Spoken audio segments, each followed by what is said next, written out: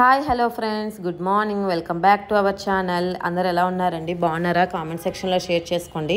Welcome to one more daily vlog. ఇదైతే నిన్నటి శ్రావణ శుక్రవారం వ్లాగ్, లాస్ట్ శ్రావణ శుక్రవారం కదా. నేనైతే ఈరోజు అమ్మవారికి నైవేద్యంగా పాల ముంజులు చేద్దాం అనుకుంటున్నాను. నేను ఫస్ట్ వీకే అనుకున్నాను, ఆ రోజు ఎందుకో కుదరలేదు. ఈరోజు లాస్ట్ వీక్ అయినా ఈరోజైనా చేద్దామని చెప్పి చేస్తున్నాను.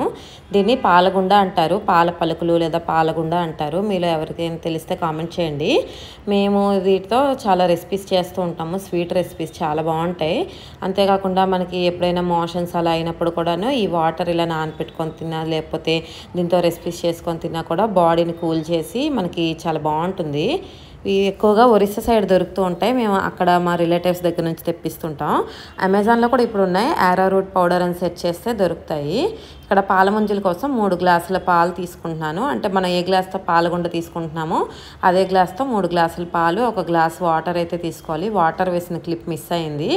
మళ్ళీ అదే కప్పుతో ఒక 3/4 గ్లాసు షుగర్ తీసుకొని అన్నీ కలిపి మనం స్టవ్ మీద పెట్టి బాయిల్ చేసుకోవాలి. పాలు బాగా మరుగుతున్నప్పుడు మనం పాలగుండ ఉంటుంది కదా తీసుకున్నాం, దాన్ని నానపెట్టి ఉంచుకుంటాం అనమాట. దాన్ని నానపెట్టినప్పుడు డస్ట్ ఏమైనా ఉంటే పైకి తేలుతాయి. ఆ వాటర్ని వంపేసి మళ్ళీ కొంచెం ఫ్రెష్ వాటర్ వేసి ఇలా మిక్స్ చేసుకోవాలి.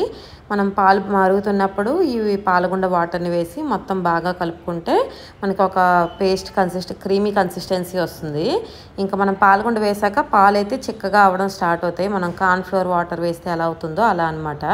ఇలా చిక్కగా అవ్వడం స్టార్ట్ అయిన తర్వాత సిమ్లోనే పెట్టి బాగా కలుపుకోవాలి. కొంచెం అడుగు మందంగా ఉండే పాత్ర అయితే తీసుకుంటేనే ఇంకా అడుగు అంటకుండా బాగుంటుంది అనమాట. బాగా చిక్కగా అవ్వాలి. ఈరోజు నేను చేసినప్పుడు కొంచెం పల్చగా ఉండి నేను చూసుకోలేదు.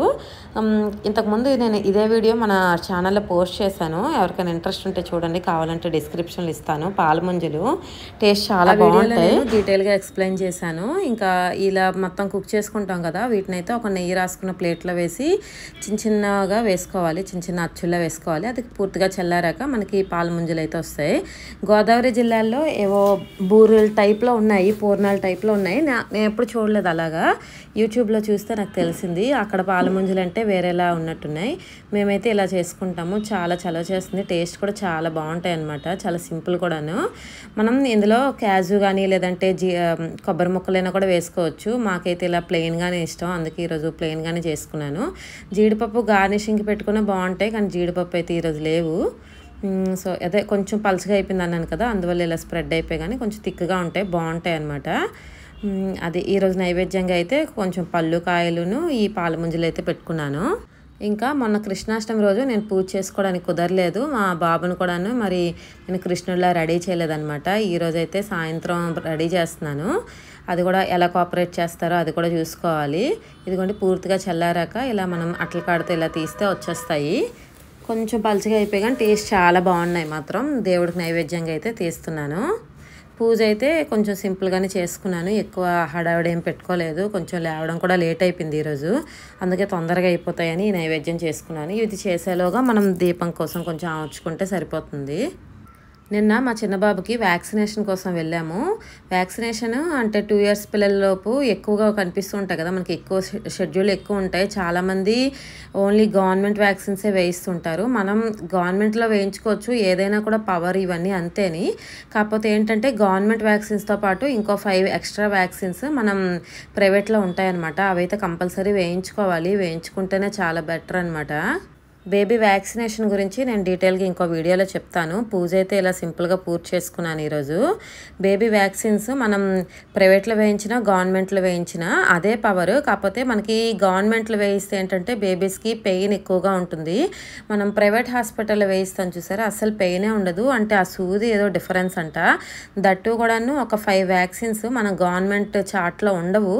ఎఫర్ట్ చేయగలిగితే మాత్రం కంపల్సరీ ప్రైవేట్లో వేయించుకోవాలి. ఇప్పుడు చికెన్ పాక్స్ ఇవన్నీ వ్యాక్సిన్స్ ఉంటాయి. మేము ఇంతకుముందు ఏమనుకునే వాళ్ళం అంటే మనం వ్యాక్సిన్ వేయించుకున్నా కూడా పిల్లలకి చికెన్ పాక్స్ రాకుండా అయితే ఉండదు, చాలామందికి వస్తున్నాయి కదా, అలా అని చెప్పి మేము డాక్టర్ని అడిగాము.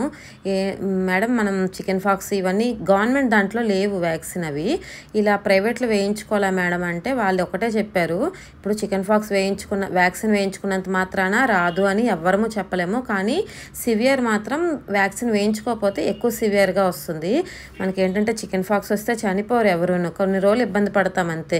అలా అని ప్రతిదానికి వ్యాక్సిన్ వేయించుకోవడం అంత మంచిది కాదు కదా అన్నట్లుగా మేము డౌట్ అరైజ్ చేస్తే చెప్పారనమాట. ఏంటంటే వ్యాక్సిన్ వేయించుకున్నంత మాత్రాన ఏది కూడా రాదు అని కాదు, కాకపోతే సివియారిటీ మాత్రం అంత ఎక్కువగా ఉండదు. నాకు తెలిసి హెపటైటిస్ బి ఇంకా టైఫాయిడ్ ఇలాంటి వ్యాక్సిన్స్ ఒక 5 రకాలు ఉన్నాయి. అవైతే గవర్నమెంట్ షెడ్యూల్లో లేవు. మా పెద్ద బాబుకి అప్పుడు ఓన్లీ గవర్నమెంట్లోనే వేయించాం, ప్రైవేట్ అస్సలు వేయించలేదు స్టార్టింగ్లో. ఒకసారి వేరే పని మీద మేము ప్రైవేట్ హాస్పిటల్కి వెళ్తే, అంటే అప్పుడు మా అబ్బాయికి ఇంకా టైం ఉందిలేండి, అంటే 2 years ఏం కంప్లీట్ అవ్వలేదు. అతను కొంచెం చెప్పారనమాట, లేదు ఇలా ప్రైవేట్ కూడా వేయించాలి, అన్నీ కాదు, మీరు గవర్నమెంట్లో ఉన్నవి గవర్నమెంట్లో వేయించుకోండి, మిగతా 5 అయినా కూడా మీరు నోట్ చేసుకొని ప్రైవేట్లో అయినా వేయించుకోండి. దాని గురించి అంత డీటెయిల్గా చెప్పారనమాట. ఇంకా అప్పటి నుంచి చిన్న బాబుకి అయితే ఉన్నవన్నీ గవర్నమెంట్లో వేయించాము, లేనివన్నీ చూసుకొని టిక్ పెట్టుకొని ప్రైవేట్లో వేయించాం అనమాట. ఎవరికైనా అది కావాలి అంటే నేను నెక్స్ట్ వీడియోలో చెప్తాను.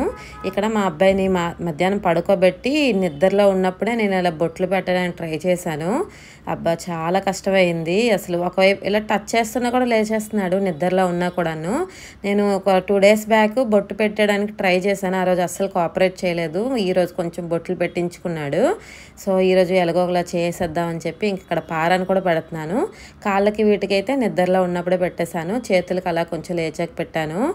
ఇంకొంచెం నేను చేతులకి వీటికి పెట్టడానికి దండవంకిళ్ళ ఇలా అన్నీ తీసుకున్నాను, ఇంటి దగ్గర కూడా చేశాను చాలా రోజులు, చాలా మోడల్స్. కానీ అసలు దేనికి కోఆపరేట్ చేయలేదు. వాళ్ళు కొంచెం టైమే మంచి మూడ్లో ఉంటారు, ఆ టైంలోనే ఫోటోలు తీసుకోవాలని చెప్పి చేశాను. చిన్నవాడిని రెడీ చేస్తుంటే పెద్దవాడు కూడా అమ్మ నాకు కావాలి అన్నాడు. మా పెద్దవాడిని కూడా ఫస్ట్ ఇయర్ నుంచి ఇంకా అప్పటి నుంచి కూడా ఒకసారి కూడా మిస్ చేయలేదు. సింపుల్గా అయినా సరే ప్రతిసారి కృష్ణాష్టమికి రెడీ చేశాను. ఇంకా ఈ ఒక్కసారే కృష్ణాష్టమి రోజు నాకు కుదరక ఇంకో రోజు చేసుకుంటున్నాను అనమాట. ఇవన్నీ స్వీట్ మెమరీస్ అంతే. అలాగా ఇంకా కొంతసేపు అయ్యాక మేడపైకి వెళ్ళాము, అక్కడ కొంచెం ఫోటోలు బాగా వస్తాయేమో అని చెప్పి టెర్రస్ పైకి అక్కడ కొంచెం అటు ఇటు తిరిగాడు. కానీ కొంచెం లైట్ ఫెయిల్ అయిపోయింది, ఈవినింగ్ 6 అలా అయిపోయింది అనమాట. ఏవో చిన్న మూమెంట్స్ అయినా మన కోసం క్యాప్చర్ చేసుకుంటే బాగుంటుంది కదా అని చెప్పి టెర్రస్ పైకి వెళ్ళి ఒక 10 minutes అలా ఉండి కొంచెం ఫొటోస్ అవి తీసుకొని కిందకు వచ్చేసాము. టెర్రస్ పైన ఊరికే బయటకు చూద్దామని పెట్టగోడ దగ్గరకు వెళ్ళిపోతున్నారు. ఇంకా నాకే భయం వేసి ఎక్కువ టైం ఉండలేదు, కిందకు వచ్చేసాము. లాస్ట్ ఇయర్ కృష్ణాష్టమికి మా వాడిని రెడీ చేసాం, కానీ అప్పుడు ప్యూర్ గుండె అనమాట, ఒక్క వెంట్రుక కూడా లేదు. జస్ట్ అక్కడికి 1-2 days ముందే మా వాడికి తలనీళ్ళలు ఇచ్చాం. ఇంకా అప్పుడైతే అస్సలు సూట్ అవ్వలేదు. ఈ ఇయర్ కొంచెం కోఆపరేట్ చేశాడు, పర్వాలేదు. ఇంతలా కూడా కోఆపరేట్ చేస్తాడు అనుకోలేదు. నేను ఇంకో డ్రెస్ కృష్ణాష్టమికే తీసుకున్నాను, కానీ అది పుట్టయిపోయింది వీడికి.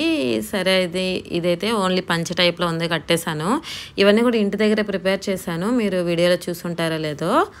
మనం ఎక్కువ రెడీ చేసినా చేయలేదని మ్యాటర్ కాదు, కానీ వాళ్ళు ఎంత నవ్వుతూ ఫ్రీగా కోఆపరేట్ చేస్తే ఫొటోస్ అవి అంత బాగా వస్తాయి. పిల్లలు కదా మరి.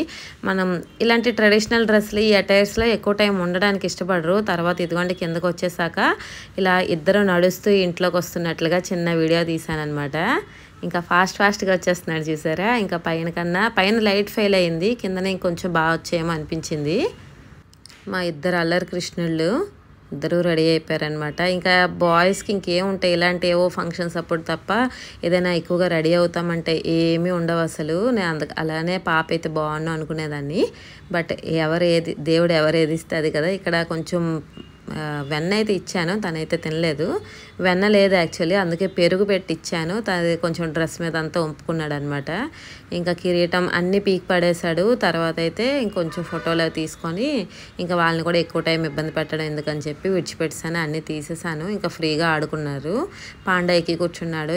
1-2 ఫోటోలు కరెక్ట్గా వచ్చినా చాలు అసలు.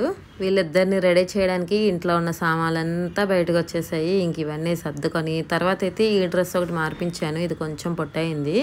దీంతో 1-2 ఫోటోలు తీసాను అనమాట. ఇంకా ఇంతే కృష్ణాష్టమి అయితే అయిపోయింది.